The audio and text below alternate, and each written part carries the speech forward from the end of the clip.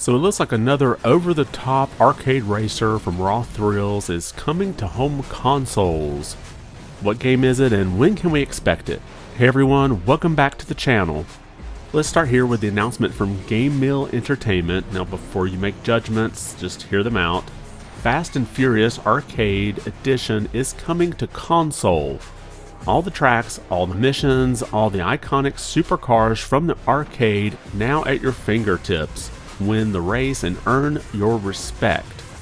Coming to PS5, Xbox Series X and S, and Nintendo Switch on October 24th.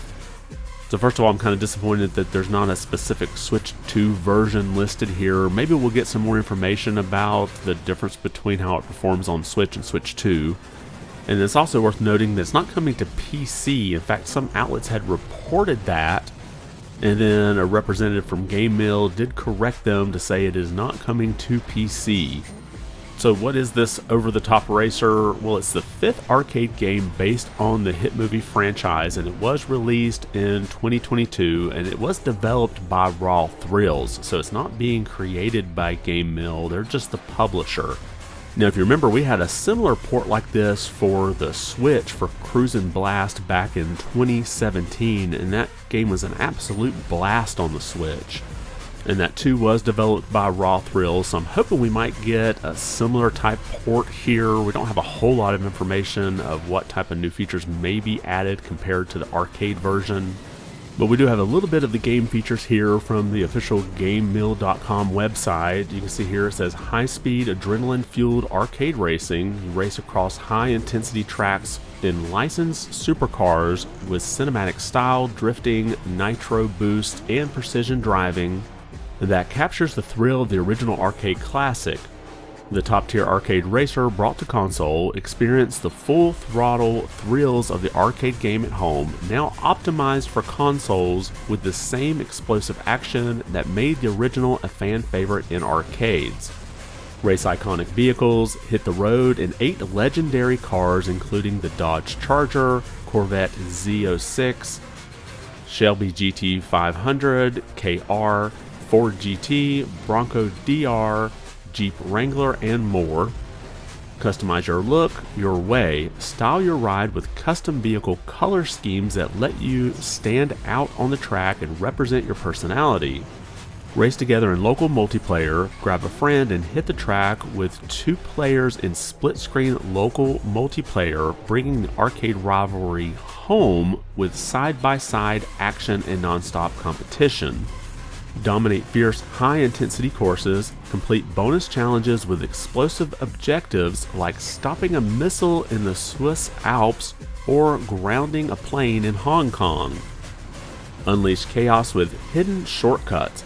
Discover destructible environments, branching paths, and sneaky shortcuts to shake up every race and reward risk-taking drivers. So just a few thoughts here about this information here. One is I kind of wished it would have had 4-player split screen and not just 2-player. Cruisin' Blast had 4-player split screens. I'm not quite sure why they can't do that here. Maybe they might get it in a patch later. But I definitely enjoyed the 4-player split screen on Cruisin' Blast. I had my nephews over and we played some 4-player and it was a whole lot of fun. There also doesn't seem to be any online multiplayer, which I don't believe Cruisin' Blast had either, so I'm not too surprised that they won't add that feature in. Now in the arcade version, there were 6 different tracks. You had Colombia, Abu Dhabi, Swiss Alps, Yellowstone, Havana, and Hong Kong. And the first 2 in that list were the easy, the next 2 were the medium, and the last 2 were considered the harder tracks. And each track does have a different goal, so like in Colombia, you're supposed to grab the gold. In Abu Dhabi, you're supposed to defuse the bomb. In the Swiss Alps, you're supposed to stop the missile. In Yellowstone, you're supposed to derail the train. In Havana, you're supposed to destroy the drone. And then finally in Hong Kong, you're supposed to ground the plane. Now I would assume that all 6 of these tracks will be in the console version. I'm not sure if there's going to be any extra tracks in the console version yet or not. There's not any indication that they'll add in extra tracks, but maybe they might have some different modes to play through just these 6 tracks here. They could definitely customize and have some different difficulty settings for all 6 tracks. as well as maybe have some type of Grand Prix that kind of mixes up all the different tracks into different orders. And right now the Switch version and the PS5 version are up for sale over at Walmart, and they're $29.83 each.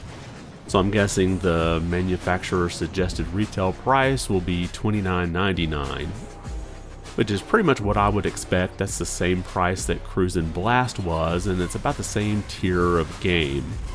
And I did get to play this at my local Dave & Buster's about a month ago, and I remember playing this as like, wow, I hope they bring this to home consoles at some point like they did Cruisin' Blast, and well, now we have this.